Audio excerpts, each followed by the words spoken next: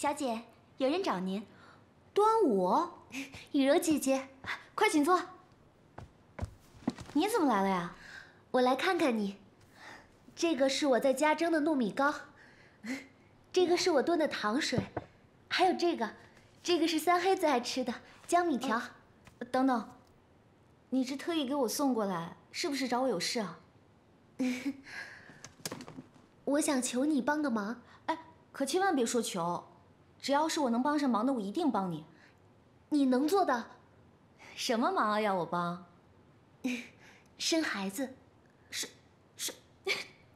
生孩子？端午，你别开玩笑了，我又不是郎中，更不是送子观音，我怎么帮你生孩子呀？你能？我能什么？我不能生，你能生。端午，你什么意思啊？不孝有三，无后为大，包家不能没有后。你嫁过来，给包家生个孩子。端午，这些话是不是嫂嫂让你说的？如果你能给包家续香火，你做妻，我做妾。如果你不愿意端午做妾，那端午就当佣人，伺候你跟三黑。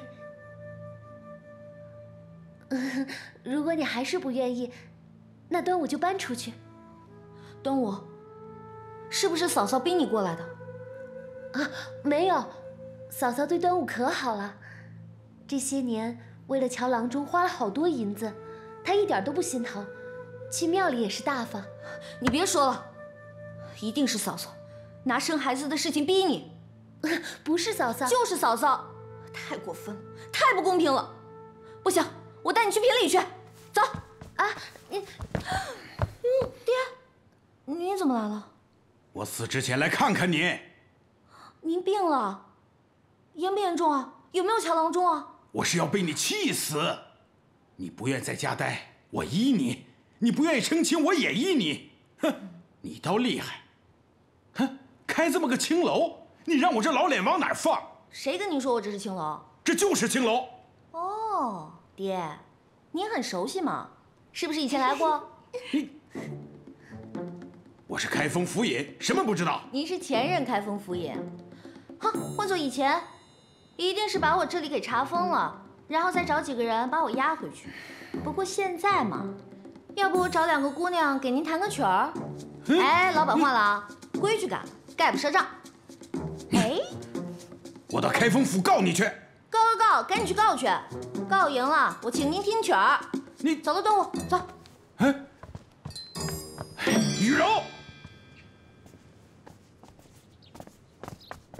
哎，包大人，包大人，那老家伙得理不让人，你怎么能答应他呢？把他轰走不就完了吗？开封府是个讲理的地方，由不得你们想抓就抓，想放就放。可他明摆着就是在讹咱们，他们全家人的命凑在一块都值不了200两，我们上哪弄那么多银子赔给他呀？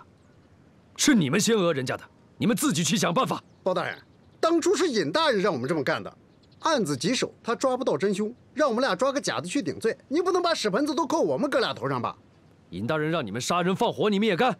你让我们杀人放火，我们照样干。是尹大人让你们干的，你们就去找尹大人要银子去。哎，别跟着我。咦，我说这咋办？老板，哎呀，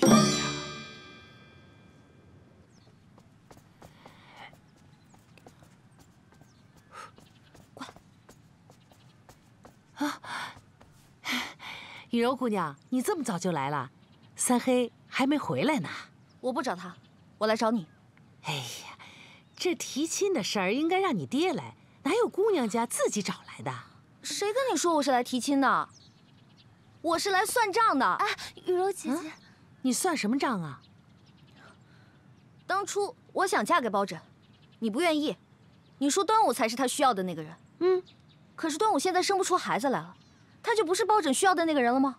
而且你要我嫁进来我就嫁进来，这公平吗？这对端午公平吗？好，那嫂嫂就给你算算这笔账。三黑喜欢你，你喜欢三黑，当初我愣是不让你们成亲，这对你们公平吗？不公平。端午一直伺候三黑，因为他生不出孩子，所以我让三黑休了他，这对他公平吗？更不公平。是啊，现在我让你们俩成亲，又不用端午生孩子，他作为妾室伺候三黑，这不都公平了吗？你想想，公不公平？不公平。端午不愿意，端午受了委屈，那就是不公平。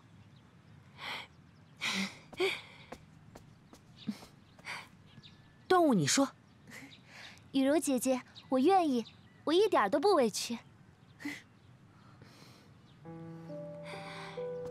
雨柔姑娘，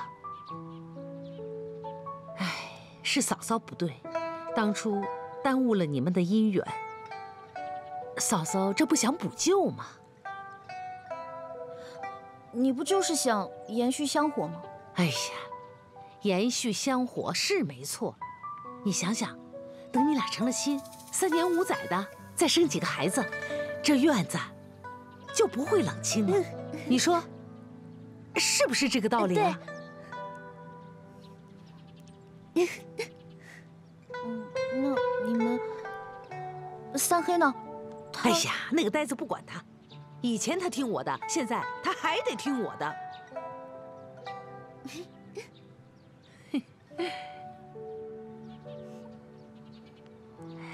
我先回去了。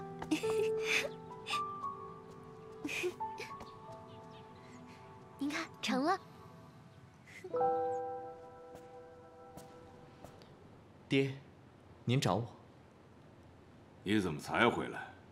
皇上和我商量，让皇后回家看看。哼，他倒是没把你当外人。爹，我哥呢？牢里呢？在牢里，他没回来。我也不知道包拯到底在搞什么花样。皇上下旨大赦天下，我哥也在其内。包拯就是再普通世故，也不能抗旨不遵呢。你回来的正好，你去趟开封府问个究竟。要是那个包黑子敢擅自扣人，你就警告他一下，让他立刻乖乖的把人给我送回来。主人，主人，张东回来了，说雍儿少爷不回来了。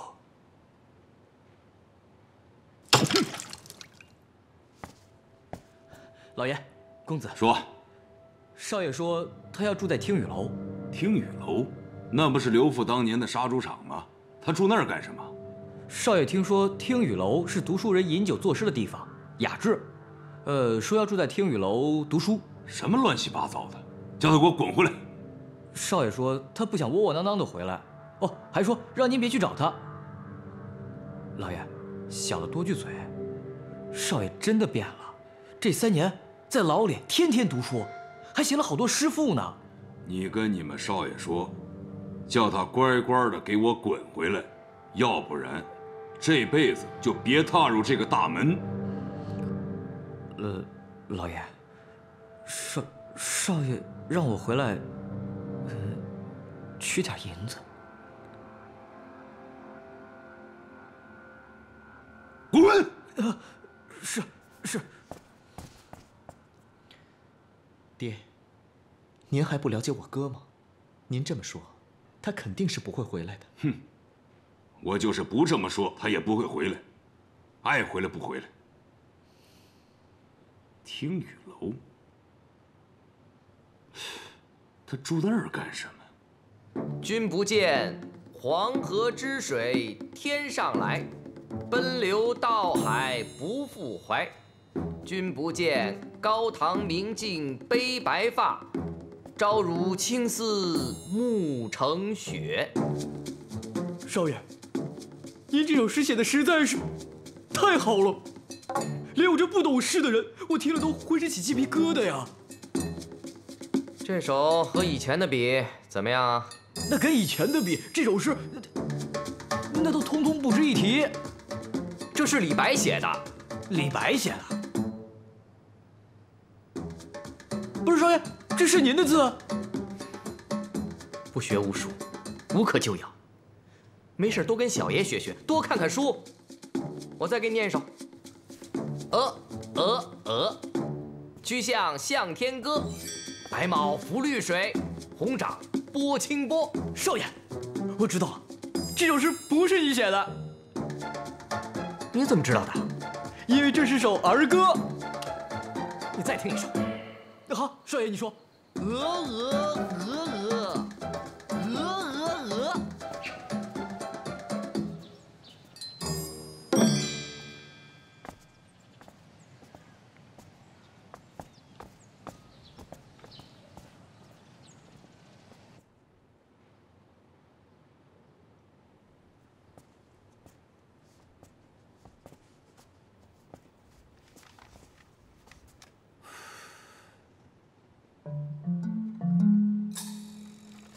你们两个不为新主子好好当差，跑我这儿来干什么？大人，您这是在做什么呀？作家。作家？干什么呀？加自己呀。加自己？老夫要研制一种能锁住别人，但锁不住自己的家。明白了，大人是怕自己再被关进大牢里，不求别人。你俩有什么事儿？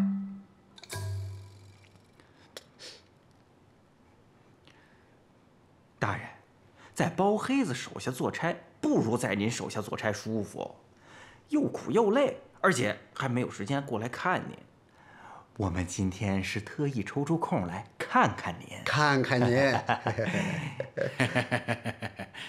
黄鼠狼给鸡拜年，到底什么事儿？快说。哥，你说。大人，这包黑子呀，让我们来向您讨银子。讨什么银子啊？皇上大赦天下，开封府大牢清仓，有个老犯人不肯走，包黑子知道了这是您手里的冤假错案，让您赔偿他这些年做冤狱的银子。有这种事儿？哎，我怎么不记得了？大人，您当府尹这么多年，咱碰上这些棘手的案子，不都这么干的吗？对呀，您怎么能不记得呢？保证要讨多少银子？500两。啊？大人，这包黑子起初要1000两，我俩再三求情，降到500两。对。没有。大人，您不能没有啊！您要没有，我们俩怎么办呀？关你们俩何事？讨不到银子，我们俩的饭碗就丢了。对呀。真的？真的。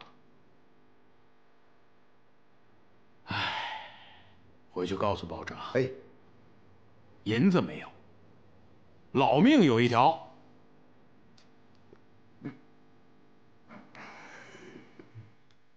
走吧。哎，站住！大人，给老夫把枷锁打开。您要去拿银子？你们两个混账，想骗老夫的银子，那是做梦。大人，您慢慢研究啊。哎，你们两个回来，给我把枷锁打开。这两个混账，500两，你心也太黑了吧？你怎么还多要300两？哥，我要不先开口，你张嘴就得要1000两。尹大人曾经对咱们不薄，做人得讲良心。贾慈悲那样，现在1两也没要着，怎么办？他不给，咱找小姐要去。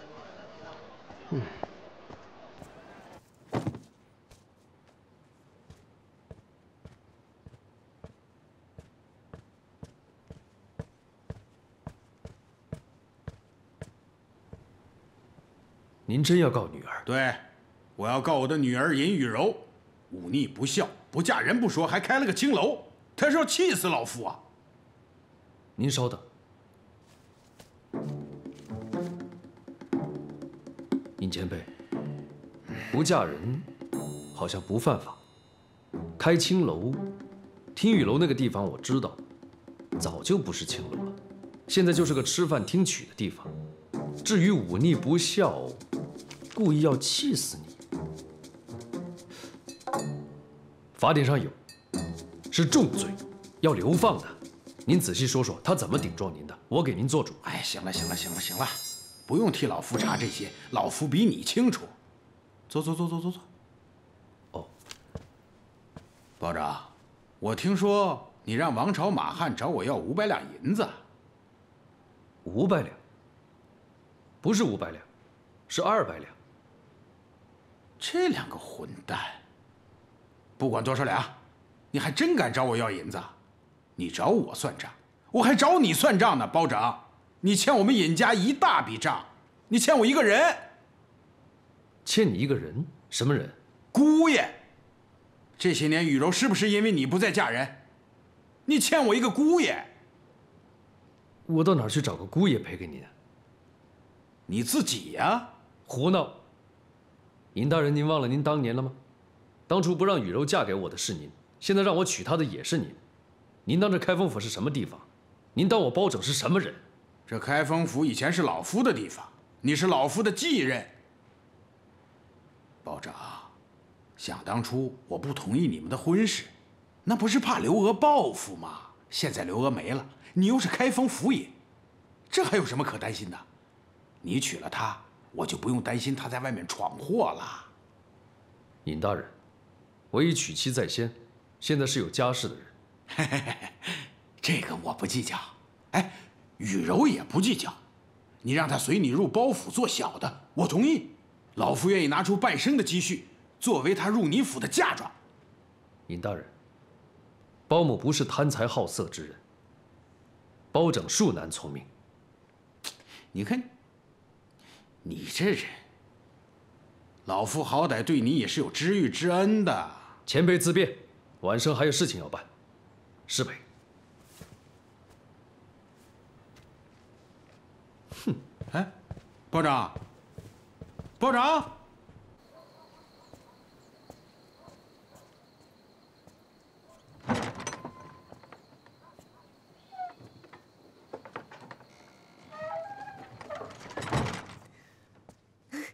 三黑，你回来了。嫂嫂歇息了。歇息了。你怎么还没睡？我在等你，我特意给你熬了鸡汤，趁热喝了。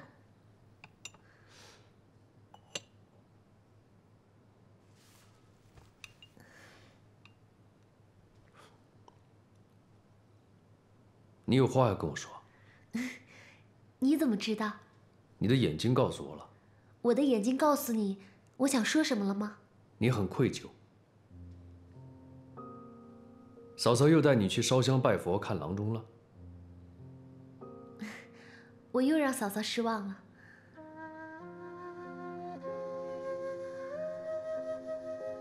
三黑，你失望吗？端午，种瓜不一定要得瓜，种豆也是一样，农夫也有撒下种子颗粒无收的时候，这是天意，不是你的错。是我的错。不能下蛋的母鸡，不是好母鸡。你不是母鸡，你是人。不能给自己男人生孩子的女人，不是好女人。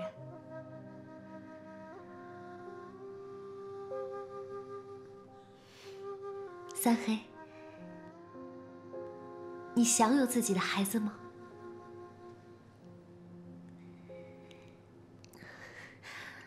你把雨柔小姐娶回家，让她为包家延续香火。包家有了后，嫂嫂不用愁了，你也不用愁了，端午也就不愁了。雨柔小姐至今还没有嫁人，一定是没有遇到她想嫁的人。她和她爹一定也发愁，你把她娶回来，她和她爹就不愁了，咱们皆大欢喜。端午，你为什么会想出这样的主意？这个主意不好吗？不好。我觉得好。要不是当时嫂嫂不同意，你该娶的是雨柔小姐。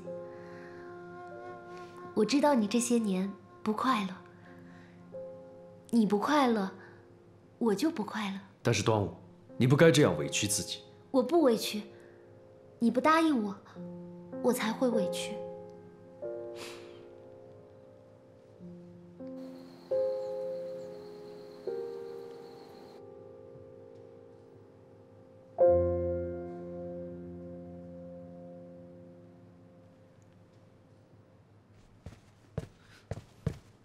尹雨柔，尹雨柔，当年在泸州，你爹告诉我，因为我杀了刘父，所以娶了你，两家都要遭殃。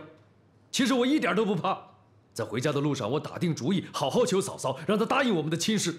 但是回家以后，我看见什么了？是你的一封信，连人都没有见到，只有一封信。那是因为当时你嫂嫂她有缘无分，我认了。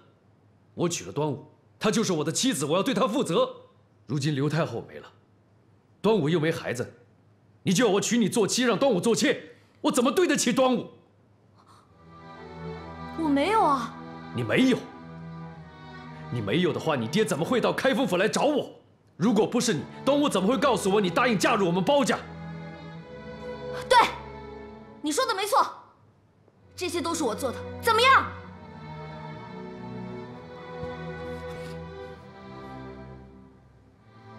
我永远都不会娶你。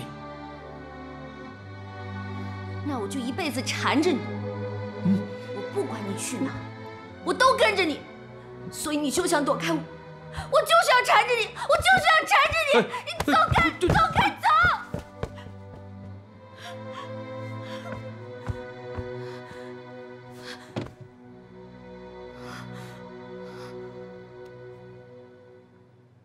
张公子仗义坦荡，大胆敢为，但多败于时运不济，造化弄人。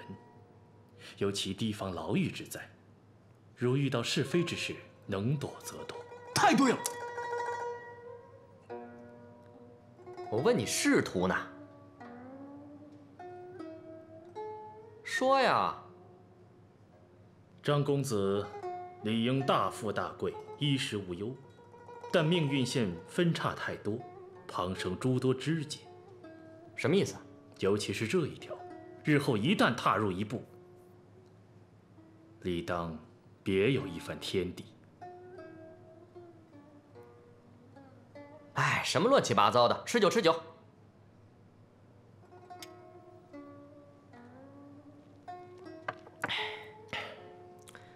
你这个人不但诗写得好，还懂麻衣相术，你这个朋友小爷交定了。哎，对了，这几天都在看你写的诗赋，不如今天小爷也做一首诗，让姑娘们谱曲吟唱，为你今晚摆的这桌酒助助兴。那就恭敬不如从命了。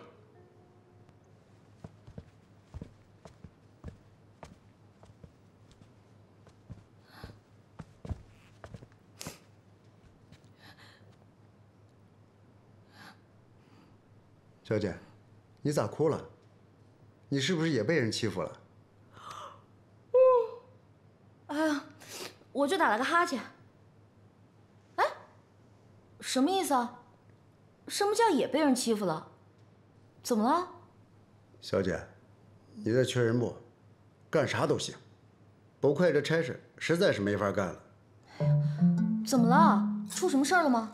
人家当差是为了安身立命，我们哥俩赔本赚吆喝不说，弄不好还得把命搭上。谁敢要二位叔叔的性命？小姐，您是我们看着长大的，对呀，从小就特别心疼您，还教你了一身好功夫。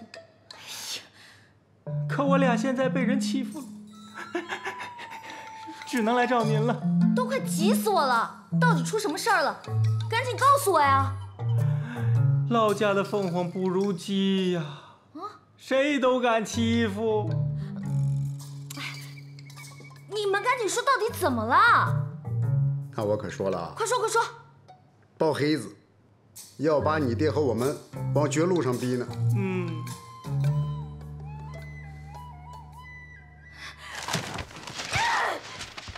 这个包黑子欺人太甚！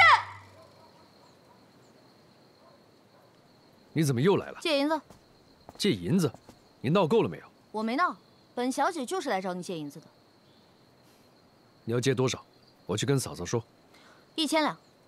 1000两，那么多，做什么用？救我爹。尹大人怎么了？哼，落了难的凤凰，被鸡给欺负了。王朝马汉找你借银子了？我问你，这么多年，我爹对你有没有知遇之恩？有。在你最困难的时候，我2位叔叔有没有对你鼎力相助？有。道理你都懂，可是你现在发达了，不但不知恩图报，反而为了一个毫不相干的人，逼得我爹一个人在家自带木枷。我的2位叔叔却要去寻短见。不是我逼他们，是他们逼那个无辜的人做了冤狱，难道不该给他赔偿？该赔偿，1000两太少了。是这个1000两，我让他们赔200两，怎么又成1000两了？我不管，我就要借1000两银子，凑齐了到我家来找我。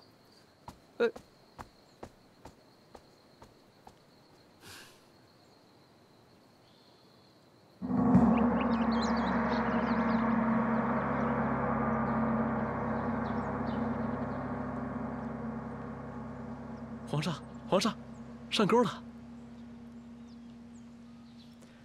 皇上，鱼上钩了。怎么又上钩了？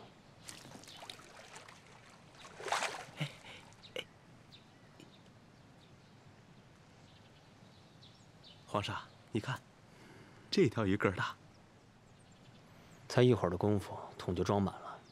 这些鱼是饿死鬼投胎吗？皇上，你有所不知啊，奴才们知道先皇喜欢钓鱼，所以这池子里都是些草鱼和扁鱼。这2种鱼啊，肚大贪吃，又喜欢结队抢食，所以特别容易上钩。朕钓鱼是陶冶情操，不是让你们哄着玩的。朕不钓了，把鱼倒进去。是。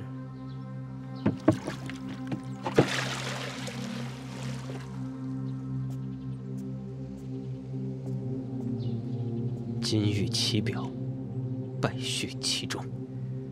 皇上还在为国库空虚的事忧心，何止是忧心？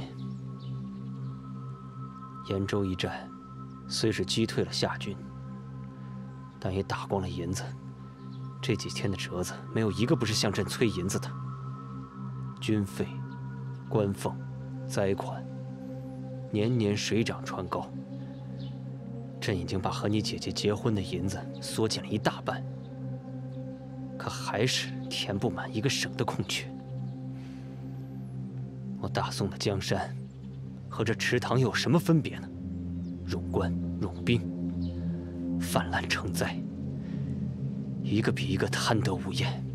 他们除了张大嘴要食，就会去搅浑水。朕恨不得把他们一个个罢免，换个满池清净。怕就怕，这鱼还未净，皇上就先一步溺水了。恕臣斗胆直言，皇上现在水性尚浅，还不足以鱼死网破。难道要朕坐以待毙吗？未必。你有何高见？春闱在即，皇上何不在这个鱼塘里撒些有用的鱼种？待他们长大了以后，替皇上扫清道路。春闱，你指的是科举？正是。那是为了你爹和王延龄养的清道夫。皇上，要是换了养鱼的人呢？换谁？范仲淹。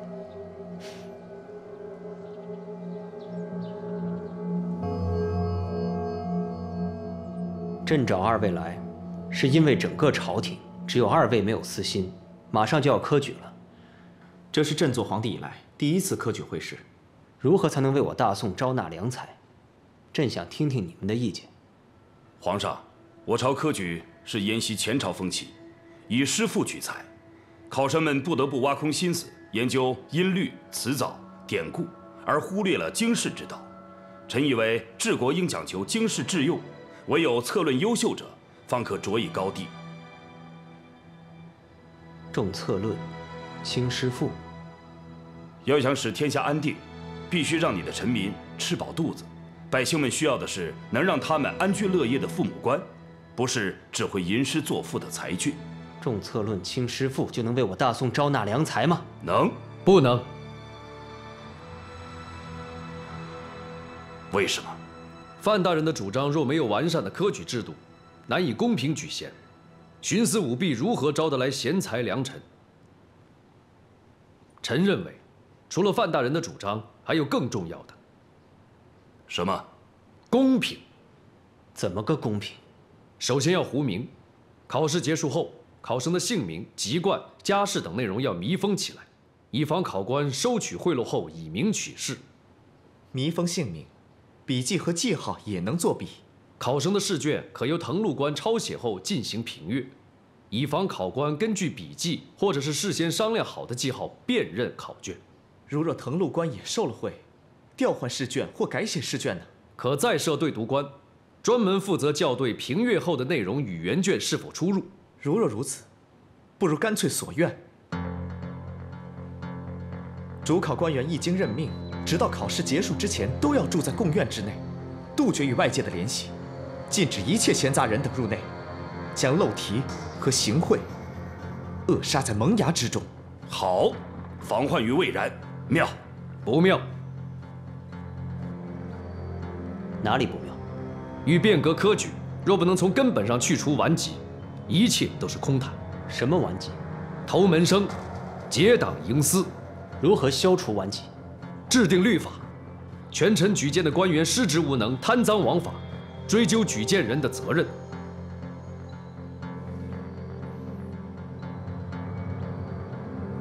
范爱卿，臣在。你来主持科举，为朕招纳良才。臣接旨。包爱卿，臣在。你来起草律法，为朕消除顽疾。臣遵旨。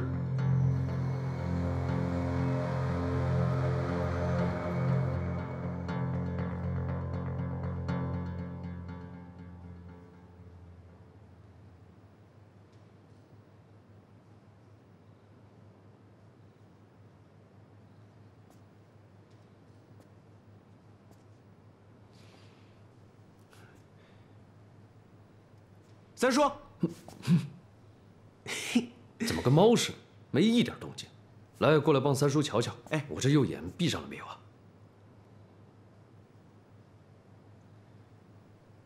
没有。知道的，你是在练睁一只眼闭一只眼；不知道的，还以为你抽羊角风呢。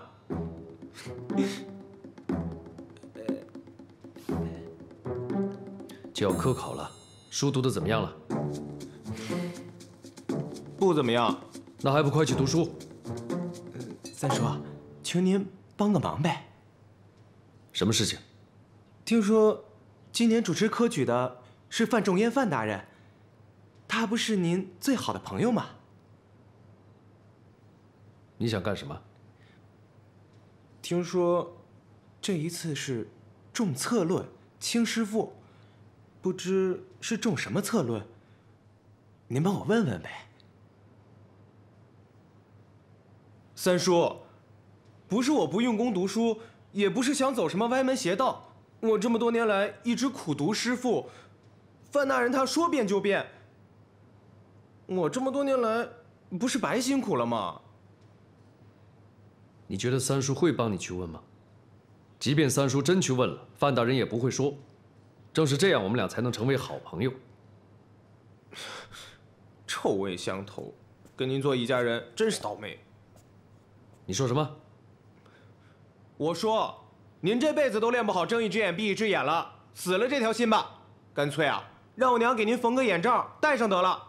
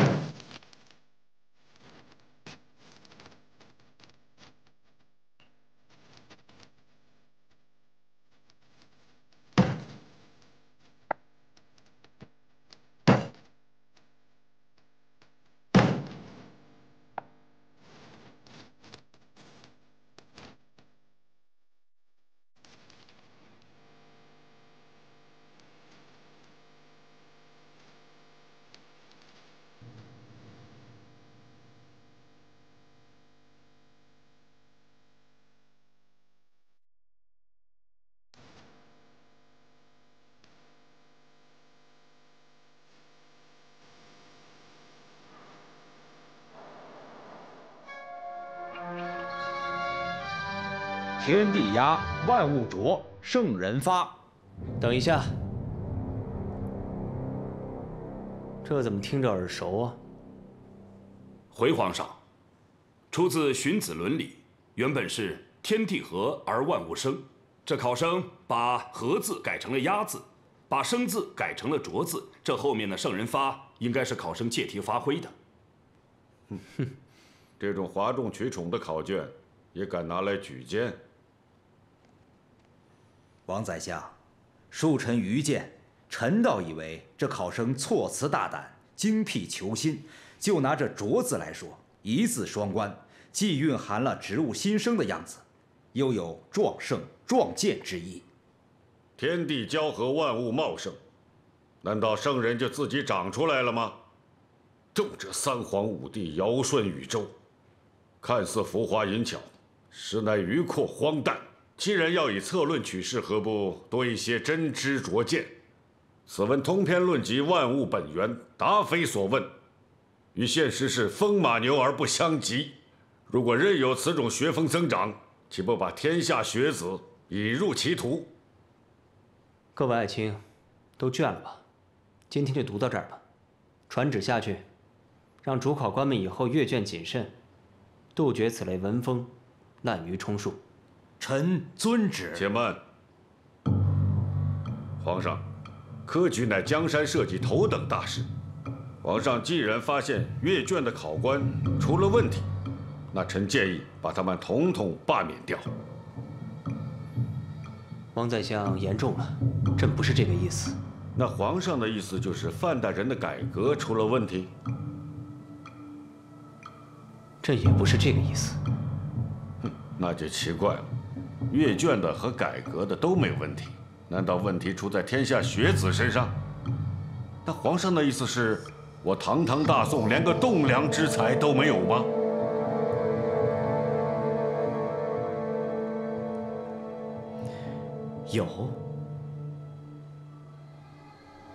有什么？皇上，王大人，据臣所知，在武举的考生中，有一个不可多得的人才。武举？哎呀，别跟着我了，跟你说不行就是不行，别再来烦我了。不是，我出双倍的银子。你出多少倍银子都没用，姑娘们不想唱你的诗赋。他们那些酸词烂调的天天唱，我的诗句句发自肺腑，他们凭什么不唱？因为你的肺腑太肮脏。我不跟女人一般见识。我出3倍银子。哎，行了行了，真是。那我就勉强答应你吧。我去跟如烟还有柳絮商量一下。先说好了，如果他们2个都不愿意，那我可就真没办法了。他们俩，不行，我不能让他们俩唱我的诗。整个天宇楼就他们俩不识字，我还得去碰碰运气呢，看他们愿不愿意。他们愿意，他们愿意，我还不愿意呢。小爷我自己唱。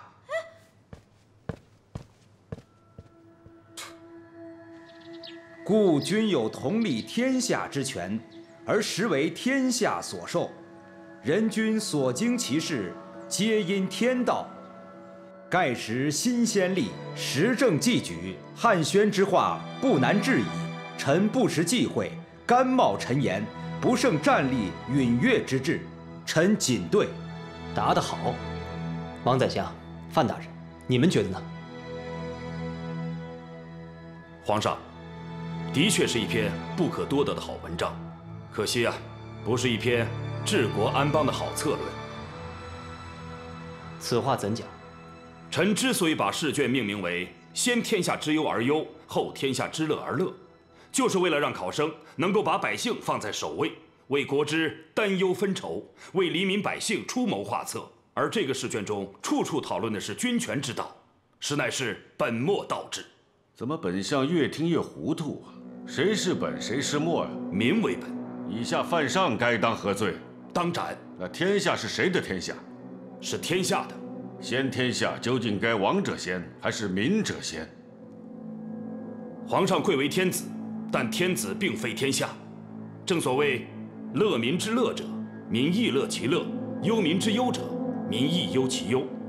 那天子岂不是天下第一大管家了？不是管家，是东家。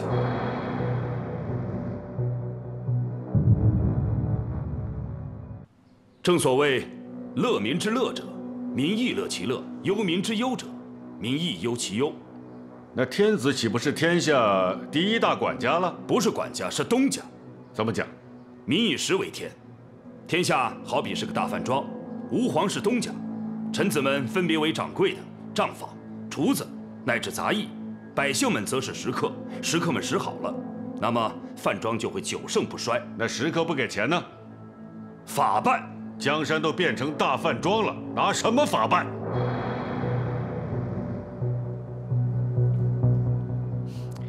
二位大人何必争执？文人治武，武人安邦。这篇文章是出自武人之笔。兵者，国之大事，死生之地，理应独尊王道，唯命是从，岂能受百姓的意志所左右？张爱卿言之有理，武举也有此等人才，着实让人刮目相看。那位考生是谁啊？考卷早已密封，在揭榜之前，还没人知道他们的姓名。范爱卿，朕可不可以先睹为快？皇上，密封是为了防小人，不是为了防皇上。好，那朕就先睹为快。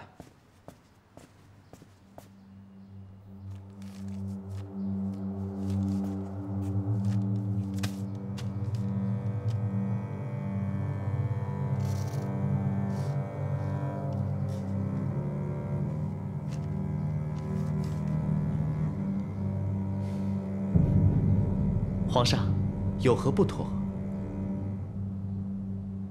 你自己看。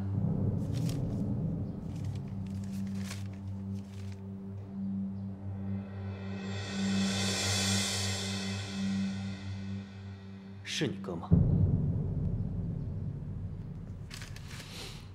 不是，皇上，我哥从小不学无术，以他的头脑写不出如此漂亮的文章，也写不出如此漂亮的字。远看泰山黑乎乎，上面细来下边粗，有朝一日倒过来，下边细来上边粗。好，好诗，好诗，好，好，怎么样？小爷新做的，怎么样？张公子可知诗分为2种？哪2种？第一种是写给自己的，另外一种是写给别人的。那我属于哪种呢？你是属于第一种。什么意思？不娇念，不做作，有酒到酣处，自斟自饮。嘿，还是你懂我。来，再吃一杯。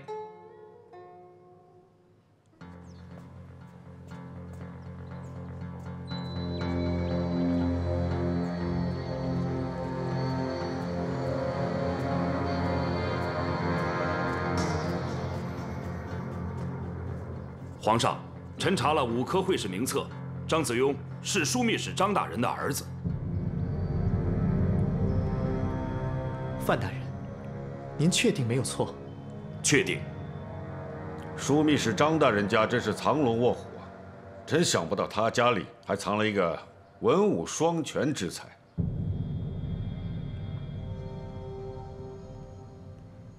皇上，包拯曾经跟臣说过，张子庸在开封府大牢里3年，把牢房当成书房，苦读诗书1年。范仲淹，你也算是个读书人，10年寒窗也未必就能考出一个秀才。本相真想不出他是何等的聪慧过人。皇上，您相信吗？皇上，若真是我哥，那一定是有人泄题。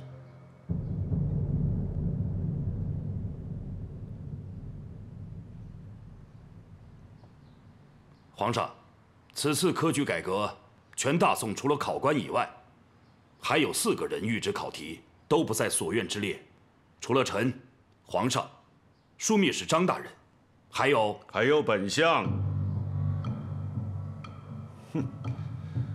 如果说本相把题目泄露给了张子庸，诸位相信吗？别说你们不相信，连本相自己也不相信。朝廷有恩荫，张国丈也不想多此一举吧？如果说考题已经泄露了，那么这4个人当中，最具嫌疑的就是你范仲淹。王宰相，科举变革是范大人亲力执掌的，搬石头砸自己脚，不会太过愚蠢吗？掌权者坚守自盗，那是常有的事情。在案子没有查清之前，范仲淹是很难脱干系。皇上，照惯例，3天以后就要接榜了。如果案子还没有查清楚的话，皇上您就得认了这个武状元。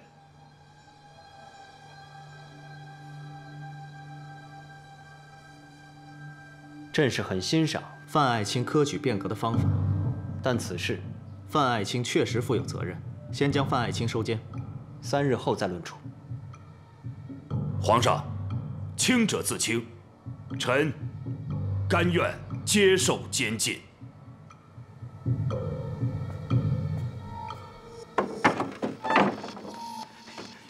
包大人，包大人被抓了！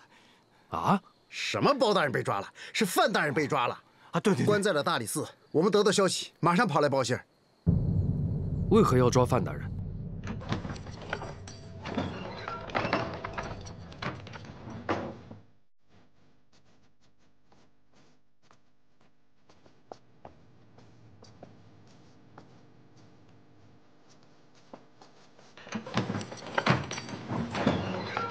包大人，请。那我就不打扰你们了。多谢段大人。范大人，包大人，到底出什么事了？科举考试出了问题，说明是张大人的儿子涉嫌舞弊。张子雍，他也参加科考？非但如此，还考上了状元。什么？我思来想去，从所院到阅卷，每一个环节都严丝合缝，只有一种可能性。难道是张大人跟王宰相泄露了考题？他们要想陷害范某，没必要把张子雍推到风口浪尖上。范某倒认为不是他们，问题应该出在所院后的环节。可考卷一旦密封，考生的身份便无从得知，即便是手眼通天之人，也绝难在此后的环节做手脚。可密封前有一个空子可钻。替考。对，在考试期间，考生甘愿替考，甘愿为他人做嫁衣，而监考官睁一只眼闭一只眼，这并非难事。要想查清此事，必须找到张子雍以前的笔记，与试卷一对便知。不用找了，张子雍的笔记我见过。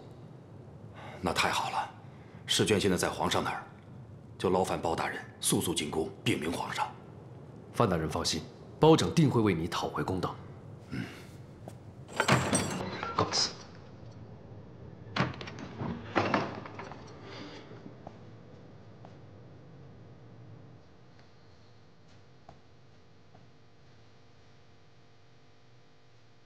包大人，我正要去开封府找你。什么事？皇上有要事找你相商。我也正要去见皇上。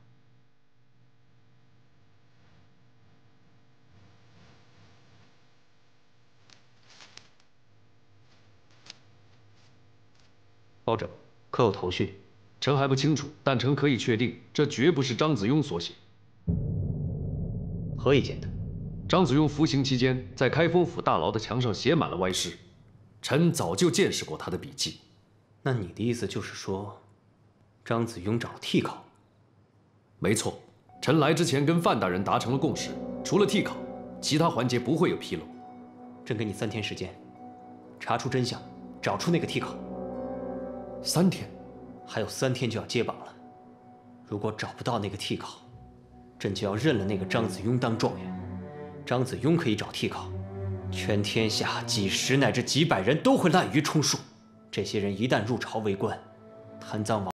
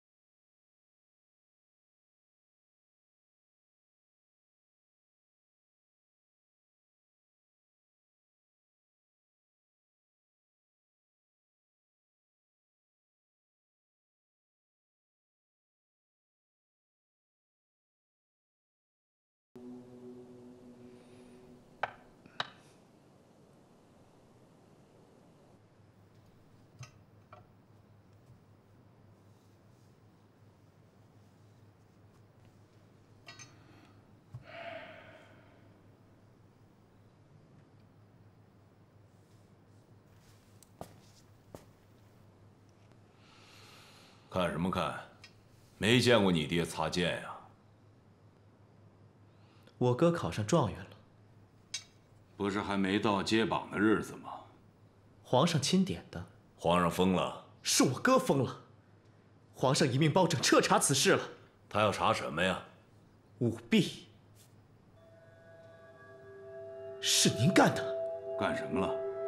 你是真糊涂还是装糊涂？我让你给我说糊涂了。难道我说错了吗？我不是你哥，还没傻到挖一个坑把自己给埋了。那您一点也不吃惊？你哥做什么事情我会吃惊？可朝廷有恩荫，我哥这么做又是何苦呢？哼！你爹这辈子有3件事情想不明白。第1件是先皇赐我的这把尚方宝剑，为什么没开刃？第2件呢？就是你哥，到底是不是我亲儿子？第3件呢？我到底是不是你亲爹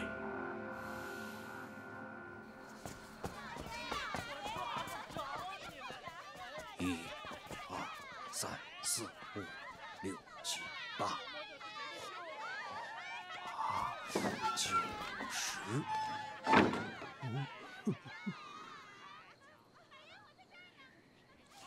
别乱动，转过身来。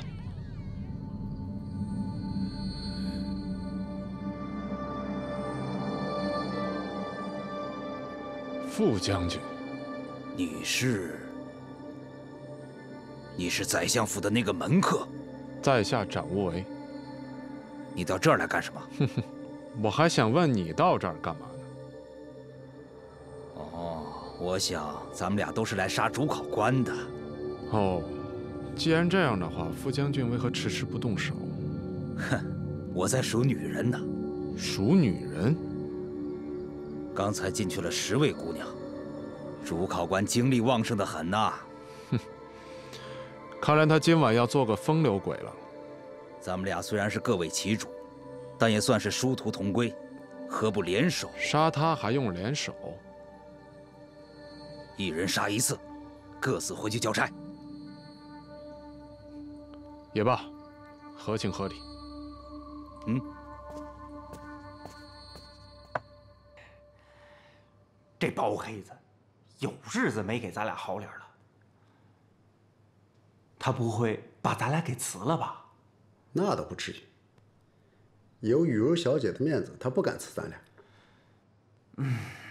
不过这包黑子心眼小，为那200两银子，搞不好要记恨咱一辈子。哎，他不贪不拿的，平时也没人孝敬他。这200两确实够他一呛。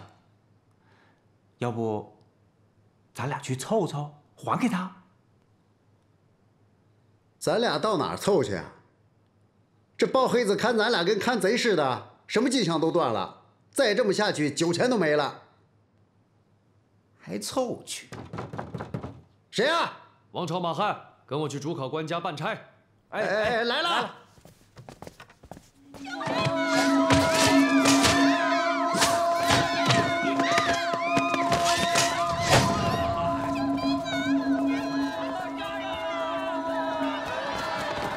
包大人，好像出什么事了。包大人稍后，我们先去看看。我们先去。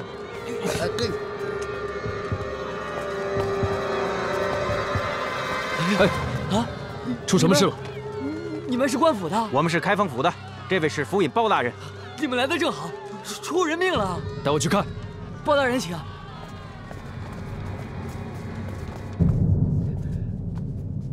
包大人，老爷每隔几日就要寻欢作乐一番，今晚正巧来了兴致，就让下人把花满楼的头牌全都请到了府里。谁成想，就在半个时辰之前，这屋里突然传出了声声惨叫，下人们过来一看，人全都死了。没见凶手？凶手早没影了。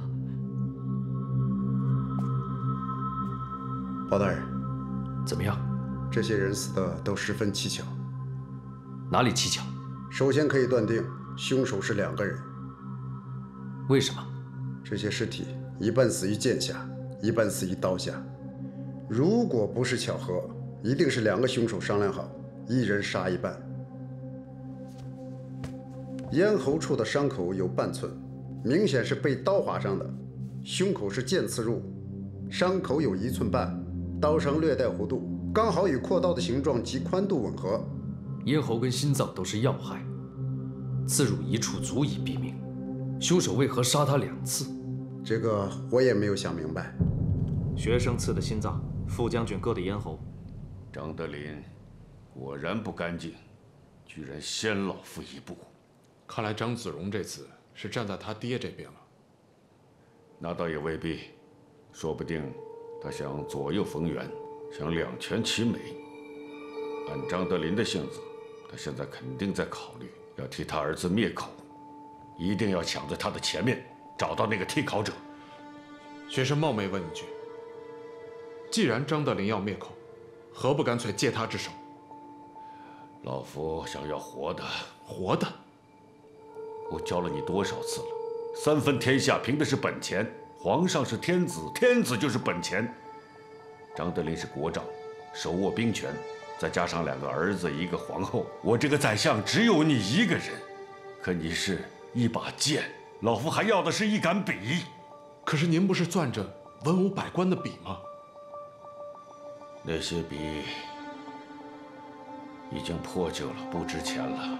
老夫想要的是皇上想要的那杆笔。学生明白了，只是这茫茫人海，学生实在不知道去哪儿找那杆笔。你不该问我，你该问包拯。明白。这是一些碎银子，乃身外之物。恭敬不如从命。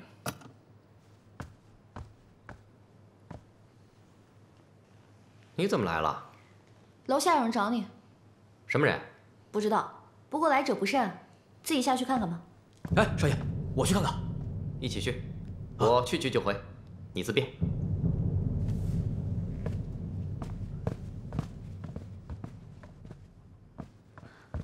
哎，你到底是什么人啊？你们？少爷，我不是跟你说了吗？别让老爷来找我。我说了呀。爹，你要干嘛？把他们2个押回府去。是。都别动。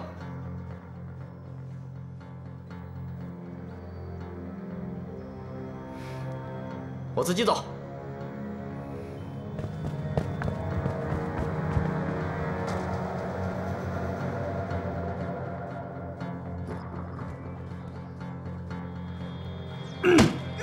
放出去！老爷，放出去！说，快点放我出去！谁替他考的？少爷自己考的。放屁！他自己能考出个状元来？要打冲我来！放我出去！放我出去！放我出去！张东，快点！今天你要再敢包庇他，我就在这儿活活打死你！你打死我吧！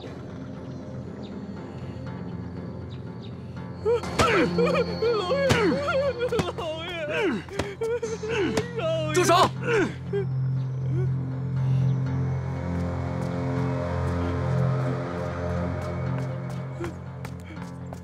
你没事吧？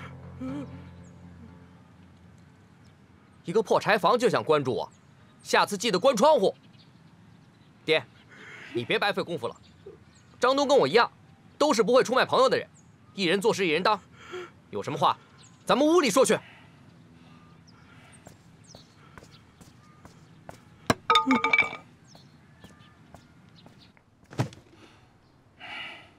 问吧。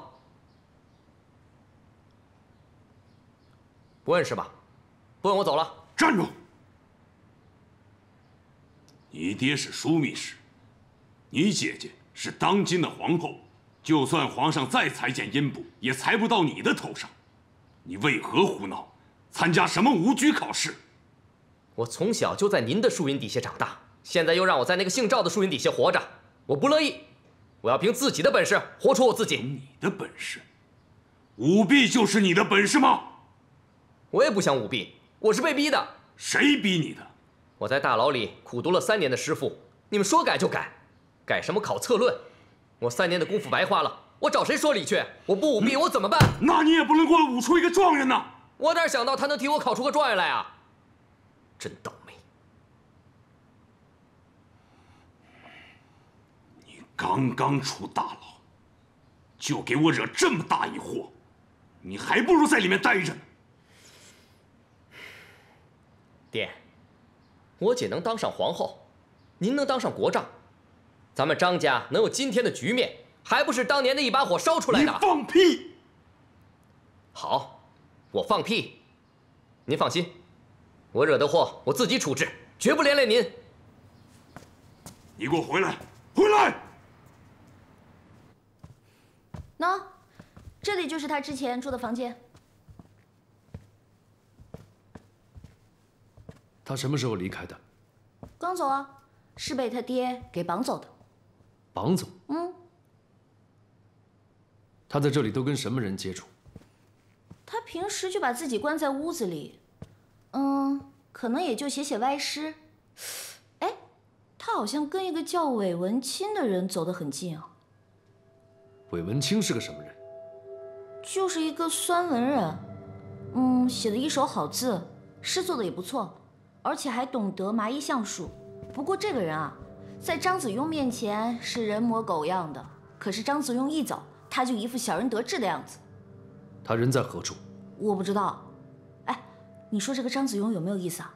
一肚子的歪事，还非得逼着我们的姑娘为他吟诗践行。韦文清现在去哪儿了？我怎么知道？你怎么那么多问题啊？最后一个问题，能找到韦文清写过的诗吗？你要干嘛？我想对照笔记。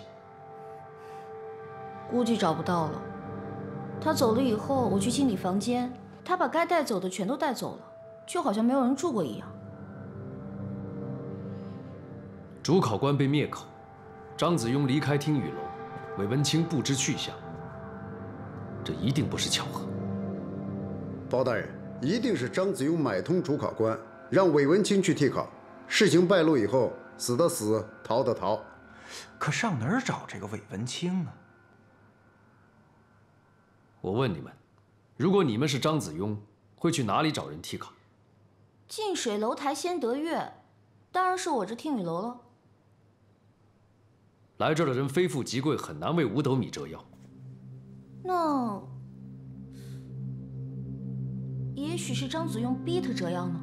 我也这么想过，但从你刚才所说的话来看，张子雍似乎并没有胁迫他，更像是你情我愿。如果是我会选择去书院找，那里的学子满腹经纶，大多都没钱没势，而且年龄跟张子雍相仿。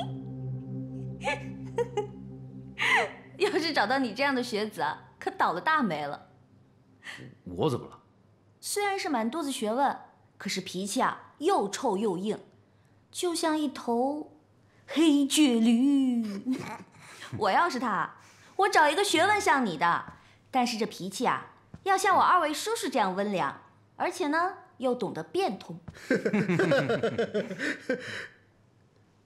包大人，我们去书院打探一下，看最近有没有一个叫韦文清的学子不见了。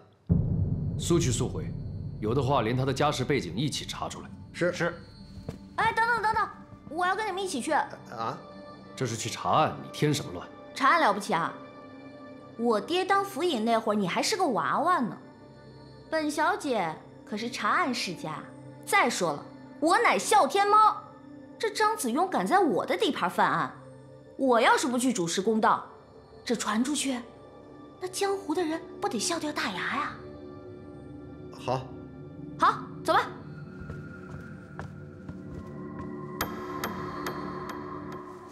哎，对了，小姐，一会儿到了书院，我们来问你，别说话。凭什么呀？小姐，我们从捕快干到捕头，干了这么多年，别的不敢说，问话可是门学问，问不好会打草惊蛇的。那你们可以教我呀。行啊。哥，怎么了？你看那边是不是着火了？坏了，好像是书院。啊！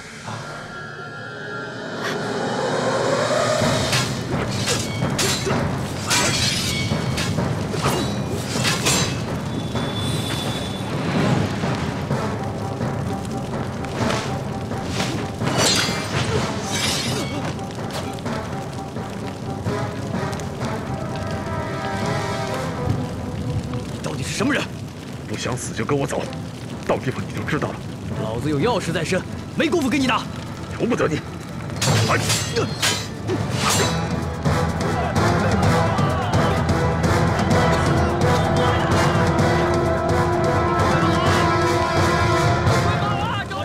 火太大了，你们等着，我回去叫人。等你把人叫来，认识韦文清的人早就被烧死了。小姐，大火可不长眼，现在不是逞强的时候啊！就是。哎，那两个是什么人？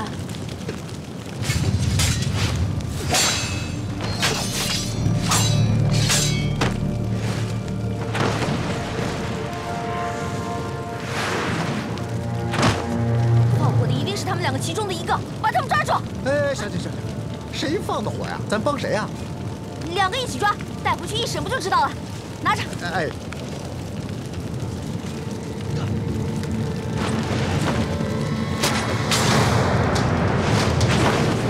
上！我们是开封府的，你们两个束手就擒，跟我们回去问话。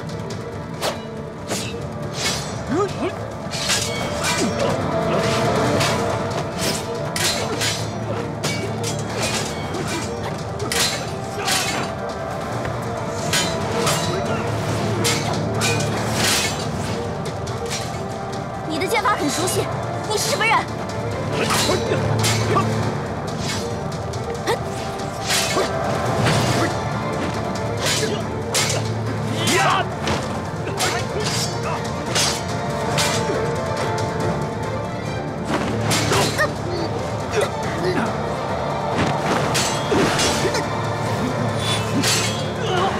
跟我走。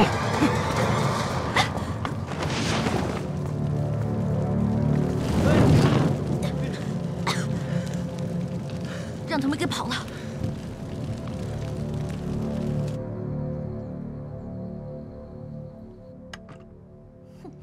书院烧光了，教书先生死里逃生，我们审问了他，但他绝口否认有韦文清这个人。包大人，虽然这把火销毁了证据，但也印证了替考必定出自书院。那个剑客究竟何方神圣？你们联手都打不过他。他用的剑法跟我师父是一样的，只不过我师父用的是左手，而他用的是右手。别说我们三个了，就在江湖上，估计也没几个人能打得过他。跟展大侠用同一种剑法？没错，因为我对我师父的剑法垂涎已久，一眼我就看出来了。展大侠收过其他徒弟吗？在这个江湖上，除了我以外，应该没有人敢自称是他徒弟吧？你能否问问展大侠，或许能打探出剑客的来历？哎呦，你不说我都会去问的。等消息吧。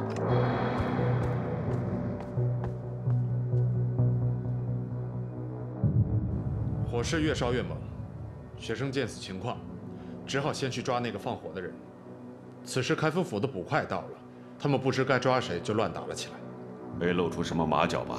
相爷放心。那个人呢？关进私牢去了。他到底替谁干的脏活？各种办法都用尽了，可这人嘴很硬，就是不肯说。再想办法。现在跟我们赛跑的不仅仅是张德林，开封府的介入，证明皇上也在找这个替考，一定要抢在他们的前面。学生明白。大人，张德林张大人到了，说有事要见您。说曹操到，这个时候他凑什么热闹？王大人，你这个热闹，我不想凑也得凑啊。好啊，那你猜这盘棋，黑子的第一步落在了哪里？总不会第一子就落在天元上吧？还真是天元。王大人，我作为一名武将都知道，这第一子落在天元上，可不是什么明智之举。像你这样的高手，怎会出此险棋？我是在赌。出其不意，剑走偏锋，这可是我们武将用的计谋啊！一步险，步步险。老夫好奇的是，我这一步下完以后，他下一步该落在哪儿呢？王大人，我今天来，可不是跟你讨论下棋的。咱们明人不说暗话，有些事情，是时候该摊在桌面上说清楚了。何事？我儿子舞弊与我无关，他这般胡闹，把我也搅进这滩浑水里。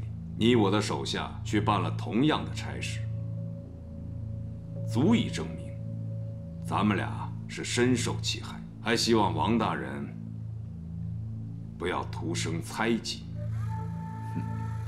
张大人不必多心，你儿子想当个官儿，那不是举手之劳的事吗？我相信张大人不会干出如此愚蠢的事。不过，我倒是想奉劝张大人一句话，请讲。放一次火可以大事化小，可动不动就放火，最后恐怕会烧了自己。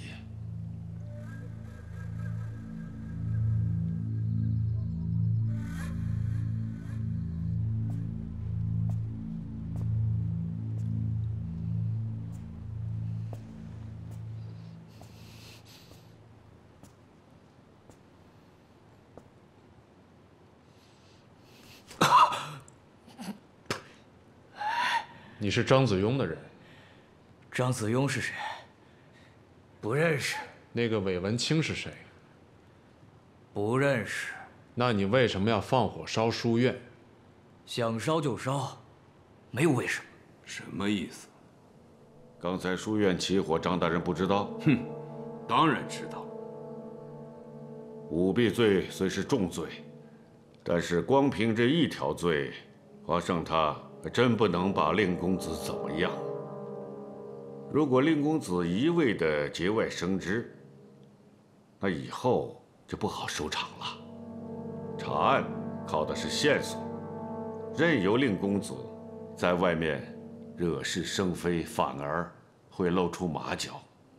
与其越抹越黑，还不如彻底断了隐患，给包拯来个灯下黑。灯下黑。他长大了，我管不了他。长大的何止是他一个人呢？我本想过几天安稳的日子，可没曾想，又要重新洗牌了。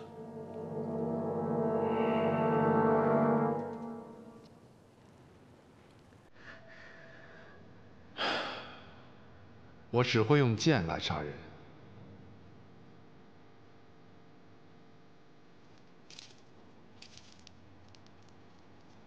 这个我还真不会用。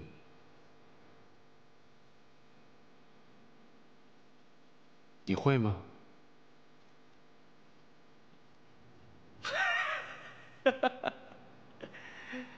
你不用吓唬小爷，小爷就是死，也不会出卖朋友。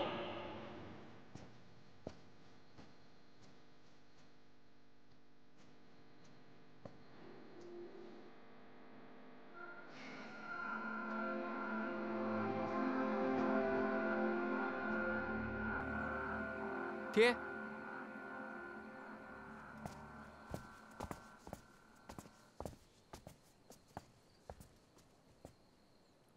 这么晚了，你在这儿做什么？我等张东呢。他人呢？不知道。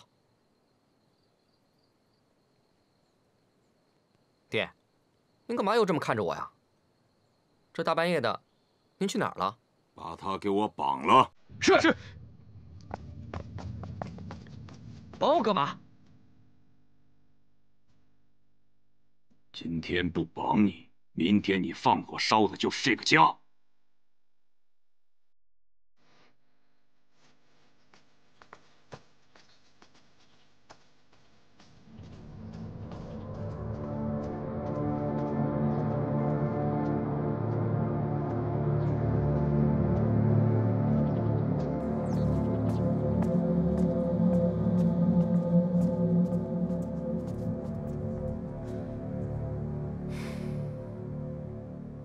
张大人，你们这是？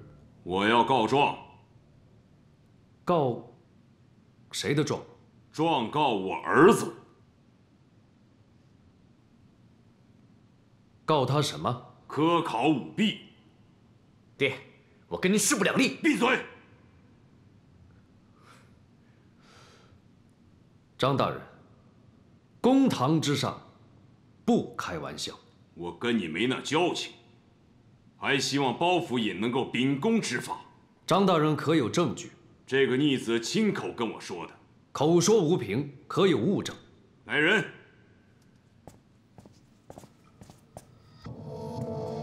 这是他的笔记，包府尹一看便知。既然如此，王朝马汉在，将张子庸关入大牢，择日再审。是。小爷我还要住原来那间牢房。张公子，这间已经有人住了，包大人吩咐让您住隔壁那间。为什么？那间墙面是空的。去，给我找点写字的东西来。包大人吩咐过了，一会儿就给您送到。哎，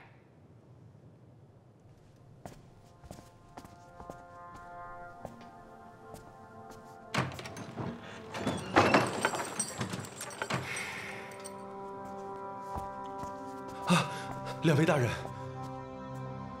行行好，给口吃的吧。饿了啊，饿着。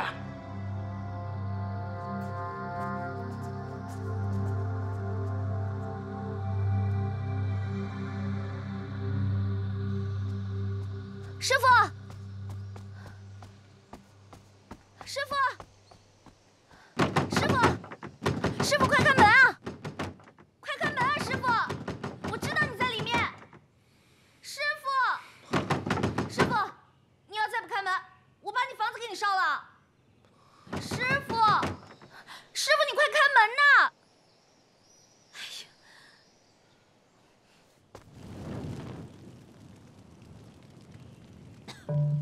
师傅，师傅，你快救我！我把我自己点着了！师傅，你还真泼我呀！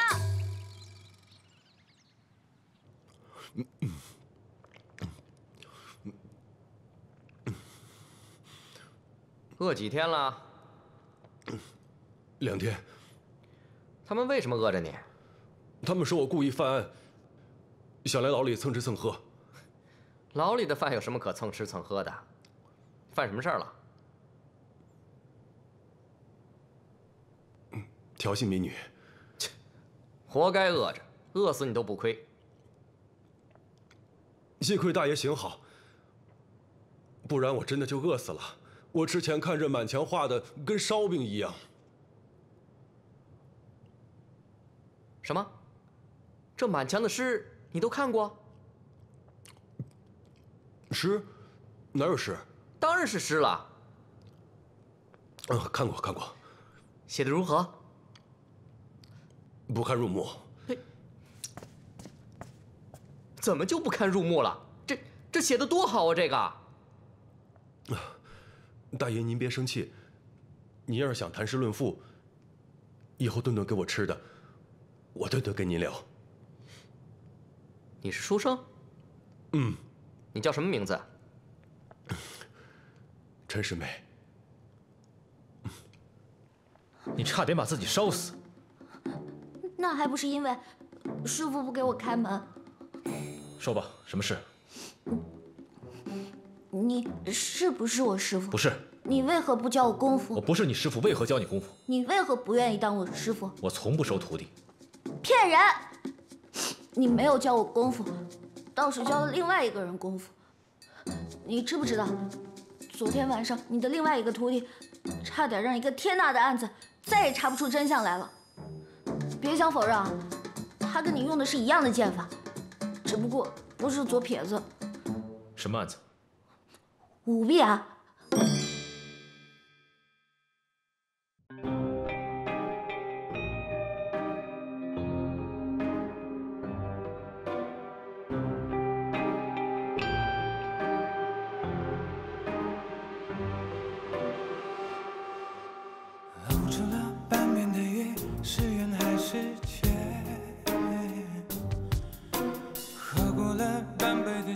时空还是慢，初心总是比结果看上去热情大方，真相从来就简单。演过了一半的戏，是真还是梦？唱出了一半的歌，是悲还是欢？未来总是比过去看上去更美丽灿烂。人生本就是梦宽，不要说江湖爱恨两难，那不要说世道善恶难断，大江东去，只留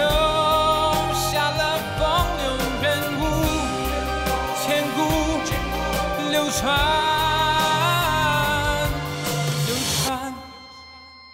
演过了一半的戏，是真还是梦？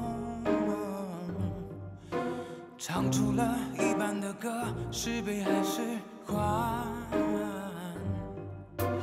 未来总是比过去看上去更美丽灿烂。人生本就是梦宽，不要说江湖